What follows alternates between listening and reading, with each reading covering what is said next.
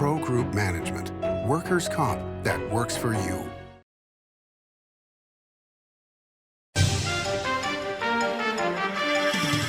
Welcome to Nevada Newsmakers. On the broadcast today, Lindsay Knox joins us, Vice President of Government Affairs and Advocacy for McDonald Carano, here for the whole show, the all-new Nevada Newsmakers.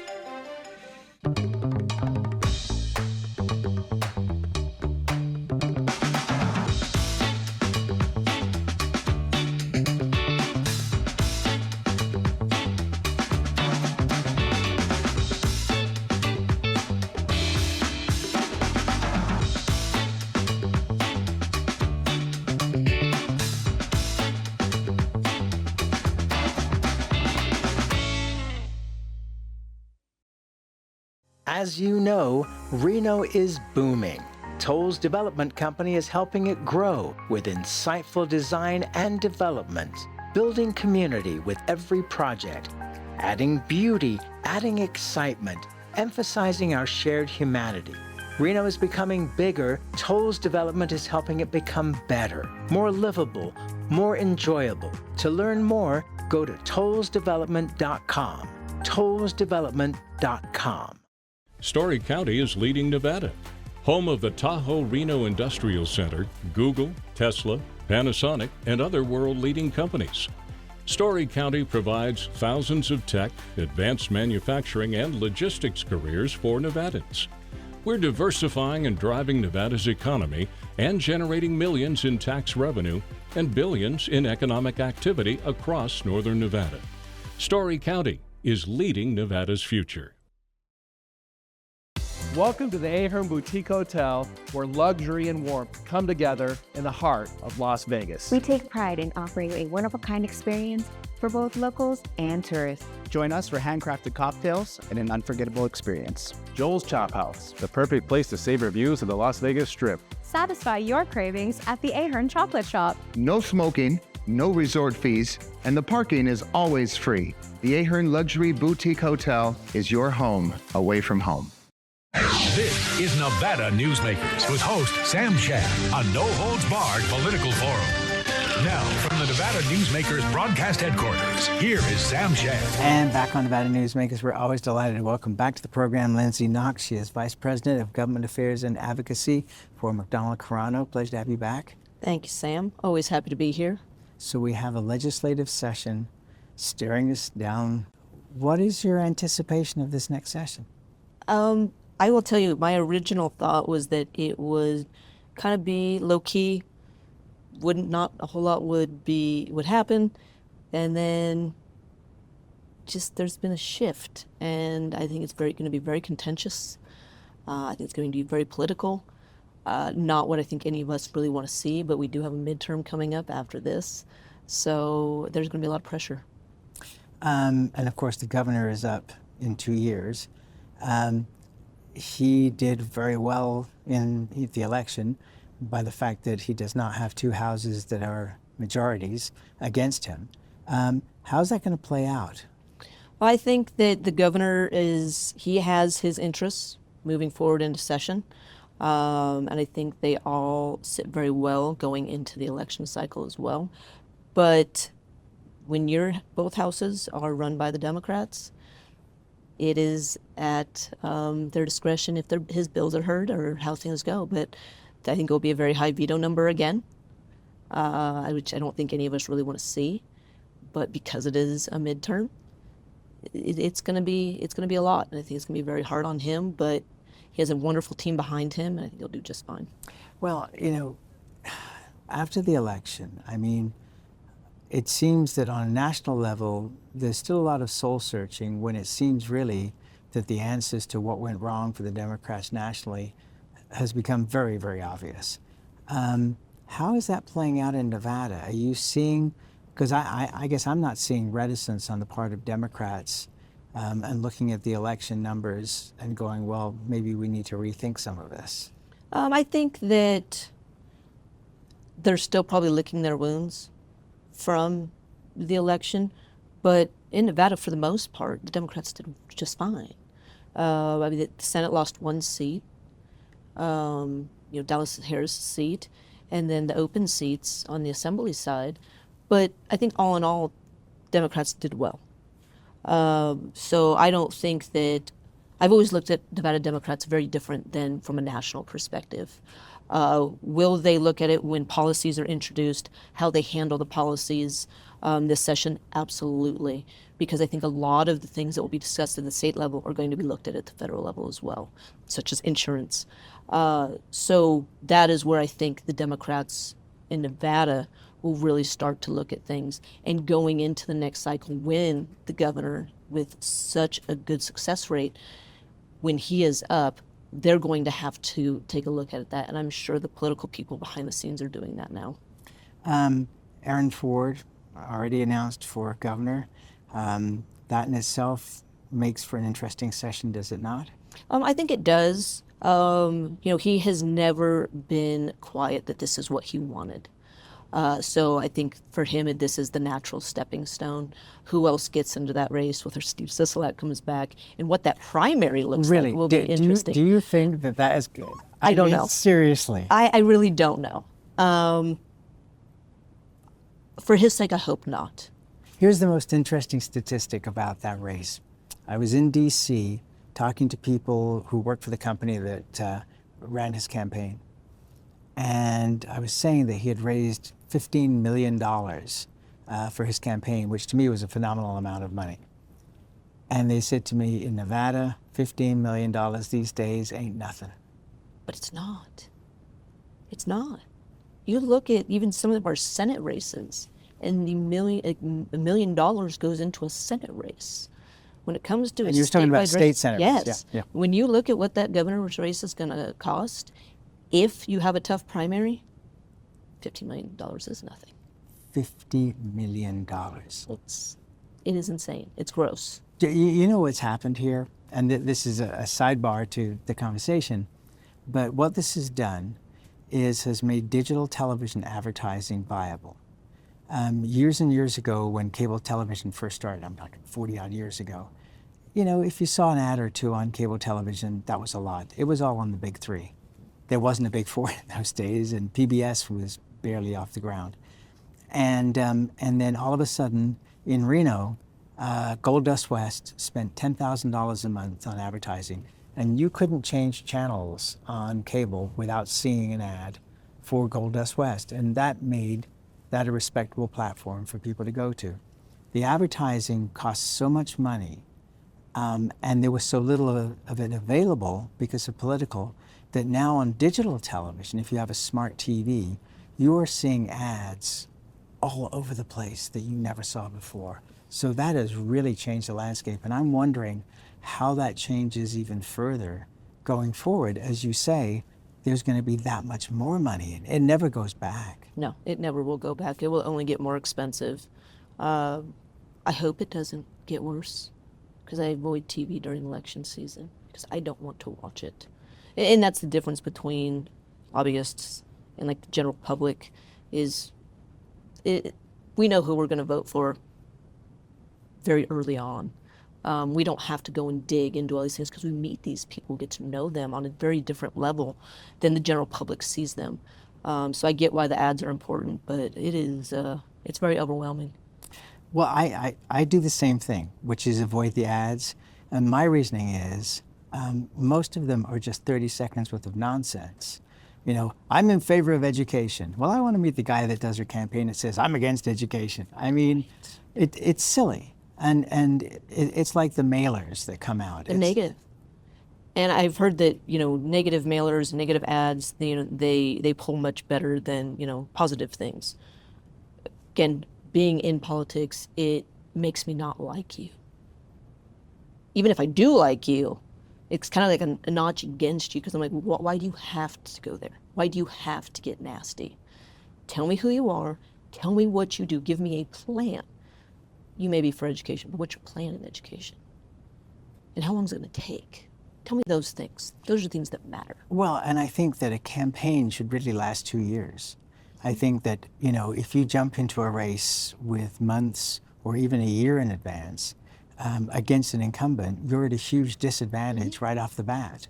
I don't want to see the TV ads because I want to be able to have somebody come in, and if I don't know them, I want to be able to look at their website, see what they're putting out there, and have a conversation based on that, Yes. rather than, I'm for education, I'm for cops, whatever it might be. But these stupid slogans, I mean, who's reading this stuff these days? I don't know. I don't. When my Right. mail comes during election season, you can tell which one are the mailers. Right. And I separate those from actual mail, and it goes straight in their recycle bin.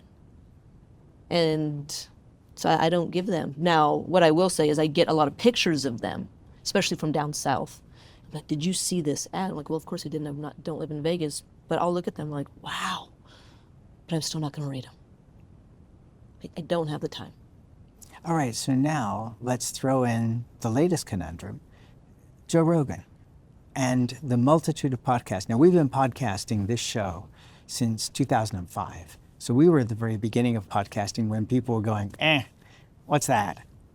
Well, it's been the fastest growing segment of our audience for years now, and it's huge. Joe Rogan is on another scale altogether, an earthquake scale. And what do you make of that? That they say that people have short attention spans, but the reality is they're listening to Joe Rogan and others like Joe Rogan, of all political persuasions, for 3 hours at a time. But I think that people are breaking it up. Oh, yeah. I didn't mean literally that they're sitting. But I think that you can take your, 15, 20, depending where you live in the area. You're taking your probably max 45-minute drive, and you listen to that, go do your day, listen to another. And, I think it intrigues people. Podcasts do not intrigue me. I'm solely a music person. I don't want to be bothered by listening to more people talk. But I do. I know so many people that are like, oh, listen to this podcast. And I'll see that it's an hour long. I'm like, I'm not going to sit still for an hour and listen to something. But I think, especially with Joe Rogan, with what he did with Trump, 3 hours? Yes. I think people in this country were at such a loss. Whether you're Republican, Democrat, Independent, it does not matter. You were conflicted, and you have Joe Rogan, who I truly did not know much about him prior to the podcast, coming out with a former president in the election cycle for 3 hours where he talks like a human being. And that got everybody's attention because it brought him to a more human level than he looks like in his ads or when he's giving a speech or in a debate. And I think people need a sense of humanity when they hear people talk, and that gave it to them. I listened to Charlemagne the God interviewing Vice President Harris. It wasn't a 3-hour interview. I think it was about 45 minutes.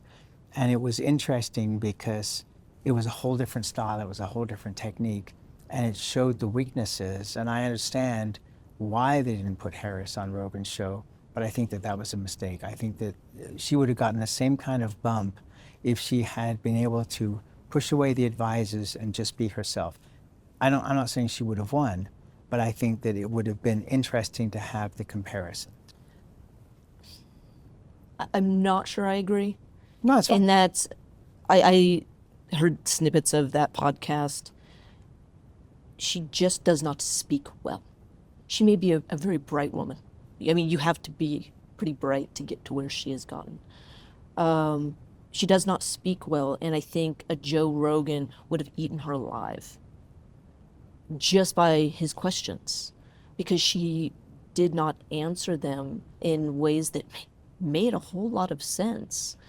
And whether that is just, again, how she speaks in public and in smaller groups or in writing, she's much better. But I think it actually probably would have been disastrous for her because they would have been able to poke at her more for the things that they had been doing in her speeches or in her smaller interviews. I wonder, because I look at it from a slightly different way. You know, as you well know, politicians, and it certainly happens here in Nevada, have their consultants and their advisors, and they prep for these things, and they over-prep. And one of the things I loved about interviewing Harry Reid over the years, and I got to interview him for 30 years, was he said, don't tell me the questions in advance. I overthink them. So just ask whatever you want. And the only time he ever said no about something was, I'll talk about UFOs, but don't talk about little green men. In 30 years. And I think what would have happened in a 3-hour interview was that she would have run out of the consultant talk by probably the second hour. And then it would have been her. Now, whether she would have, had a good conversation or not, but it strikes me that the longer time you get a chance to sit with somebody, the more chance you have of being yourself. And that's the key to being successful. Trump has been incredibly successful at this because at his rallies, he's just himself. Yes, he does not care. They can't corral him. And it's interesting in politics because most of them are corralled by their advisors, and he just does what he wants. And that makes people either love him or hate him. And obviously enough people loved him this go round. Yes, this is going to be a fascinating 4 years. For some, a delight, for some horrifying, but we'll see what happens. Yeah, I think the first 2 years is obviously with the midterms Sure. is going to be kind of his make or break. Republicans, all the Republicans, are you going to go extreme, or are you going to kind of stay to the message that was given over the campaign and really start trying to tick those things off? Are you capable? Are there the paths to get there? And I think that will decide the midterms, and then the next 2 years, whether Democrats are able to gain some more seats to take one of the houses, to be determined. But it is all they're in power, and it's theirs to make or break. More on that when we come back. We'll be right back with Lindsay Knox after this timeout. Retail's impact on Nevada's economy? Enormous. 8,600 businesses, large and small, employing 145,000 workers. And last fiscal year, retail paid tax on nearly $60 billion in sales. We're the Retail Association of Nevada. We support retail, we help it grow, and we mean business. RANNV.org. Pro Group Management is the place where companies can find workers' comp solutions that are designed to meet their specific business requirements. As regulations evolve, Pro Group takes a proactive approach to clear the path to make sure your business stays ahead of the curve. Knowing your workers' comp program is optimized, you can focus on other important matters related to your growing business. Pro Group Management, workers' comp that works for you. Truck drivers are some of the hardest working people you'll meet, delivering over 70% of America's freight and 92% of Nevada's. When there's a natural disaster, they're delivering critical supplies to help those communities recover and rebuild. Every sector of the economy and our nation's military rely on truck drivers. So let's take a moment to say thank you. On the open road or city streets, our truck drivers are rolling to make our economy and our nation stronger. Trucking moves America forward. What do you count on? You count on your power every day. At NV Energy, we've always powered what's important to you, but we're not looking at the past. We're focused on the future. While our standards are high, our rates will remain low. And our commitment to renewables isn't just meeting standards, but leading the way. Because you can count on more than just your power. You can count on the company who brings it to you. That's our promise. You can count on it. This is Nevada Newsmakers. And back on Nevada Newsmakers, we continue our conversation with Lindsay Knox. She's the Vice President of Government Affairs and Advocacy for McDonald Carano. We were talking just before the break there about what's happening on a federal level. And it's been interesting to watch Mike Johnson, the Speaker, work with Democrats to get things over the finish line. It's interesting to see John Thune as the Senate leader, because John is a big boy and he's been around a long time, former governor, not necessarily always been a big fan of Donald Trump. So I think that there is a comfort level for the nation that we're not going to just see a big tidal wave. I think that both of these people, and Mike Johnson is interesting because none of us really knew anything about him before he became Speaker. But just seeing him work with the Democrats to get things passed that he couldn't get passed within his own caucus has been interesting to watch. And then the recent Supreme Court decision where John Roberts and Amy Coney Barrett voted with the Democrats. And the thing that never really gets talked about very much in the media, occasionally, but not very much, is how many decisions are unanimous at the Supreme Court that are, when the court comes together, it's not a big fight every day. Your thoughts? I think I agree with you. I think that the non-Trumpers having some control, I think it's a benefit. I think that it shows the Democrats, the nation, that you can agree to disagree, but you can work together as well to get things done. And I commend, Mike Johnson for being able to work with the Democrats. That's how it should be. Right. That is how you make good policy. Everybody bleeds a little, and guaranteed it's going to help the people out more than one party over the other getting what they want. With the Supreme Court, it's like the Nevada legislature. We only focus on the things that blow up in everybody's face and becomes a fight. Majority of the time they vote together. They're unanimous votes. And so to see that and to hear that, that does not surprise me. But I think it's good to have pushback. I think it's good to, not that he will necessarily truly see it this way, but it's good to push back on Trump. He needs that because it's going to keep him in line. It's going to keep, the House and the Senate in line as well. And again, that's how you make good policies and actually accomplish things, if you don't take offense to it. Well, institutions don't want to be torn down. Institutions, especially when they come under the heading co-equal branches of government, want to be exactly that, not dominated by one of the other groups or the executive branch. No, you're exactly right. Everybody wants to be in charge of their branch, as they should be. Because again, that at the end of the day makes good policy and cuts budgets or creates budgets and does what is necessary for the people that voted for them in. And those are the most important. To say the least. All right, let's take another break. We'll be right back. The Nevada Builders Alliance has been protecting the interests of the construction industry for over 50 years. Our programs save members thousands of dollars every year and allow them to provide much-needed benefits to their employees. Our industry also allows Nevada to grow. If you're thinking about a career in the construction industry, reach out. And if you haven't thought of a career in construction, what are you waiting for? We are the Nevada Builders Alliance. Welcome to the Winnemucca Big R. Hi, I'm John Walker. Welcome to Big R Lovelock.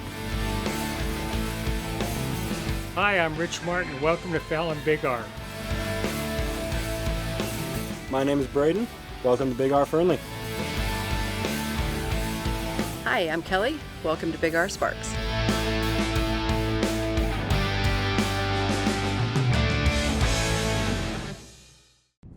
The new year is bringing so much fun to Tamarack Casino with cash and free play drawings Thursdays and Saturdays and $40,000 in grand finale giveaways Thursday, February 27th. Your good times are at Tamarack Casino.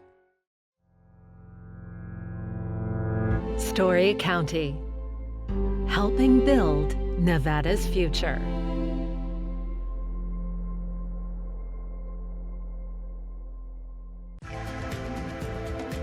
Save money and take transit. Did you know you can ride the bus all day for less than what it would cost you for a gallon of gas?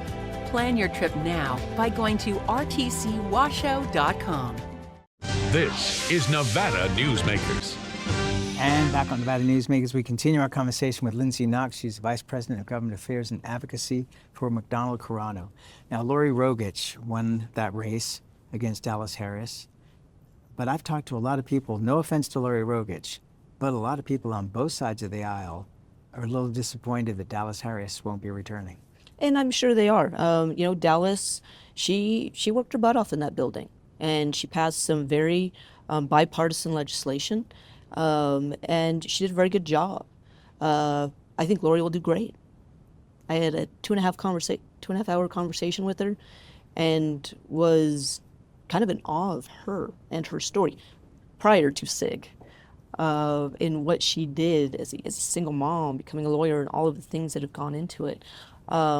Delightful, just beautiful woman, and I'm looking forward to working with her. But I think there's probably multiple reasons that the Democrats are upset about that. You don't have a 2/3 majority. And, she had institutional knowledge, which in that building nowadays is few and far between. She has unbelievable institutional knowledge, or access to it if necessary. And the nice part about that election result was Sid gets to go home and sleep at night. So yes, he does. That works out. Another one, just a quick thought on this, is April Becker on the Clark County Commission. It's been a long time since a Republican was on that commission. I think it brings a different voice, and you can listen to Marilyn Kirkpatrick and Tick Segerblum, obviously polar opposite people. I think my favorite thing to do is watch the two of them go back and forth at each other. I just want to grab some popcorn and sit back and watch because they're so entertaining. But I think April, she's been in the political eye for quite a while now, and I think it's a good voice. I think it's something which have different ideas. And obviously the people in Las Vegas saw her as a better fit, and I think she'll do great. All right, that's where we're going to leave it for now. But I'll see you in Carson City. I will see you in Carson City. It's going to be an interesting 4 months. It's going to be great. Indeed. And that's Lindsay Knox, and we'll be right back. Each day, the Children's Advocacy Alliance partners with leaders, legislators, and families across Nevada to improve children's health, education, economic well-being, and safety. We recognize Nevada will be no better than the state of its children. Be a part of this change. Be a supporter of the Children's Advocacy Alliance. For more information, go to caanv.org. For 50 years, Nevada Heating has been keeping people comfortable in their homes. At Nevada Heating, call the Do It Right guys and get the heat back on today. Call us today and we'll fix it today. That's the Nevada Heating way. Why freeze for days on end when Nevada Heating can get your furnace fixed today? Call us today and we'll fix it today at 323-5585 or schedule us on our website at nevadaheating.com.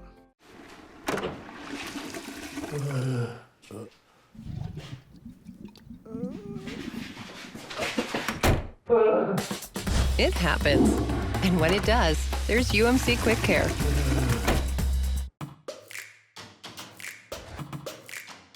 Snorkel personnel lifts are engineered beyond the industry norm to an uncommon level of safety and durability, and with an eye towards sustainability. They're also designed to be simple to operate and maintain. Snorkel, always at the cutting edge of progress. A new year brings new ways to win big with the $150,000 flurry of cash giveaways at Carson Valley Inn. Thursday and Saturday prize drawings, including up to $5,000 in cash and up to $10,000 during the grand prize giveaways, only at the Carson Valley Inn. Thanks for watching Nevada Newsmakers. We'll see you on the next broadcast.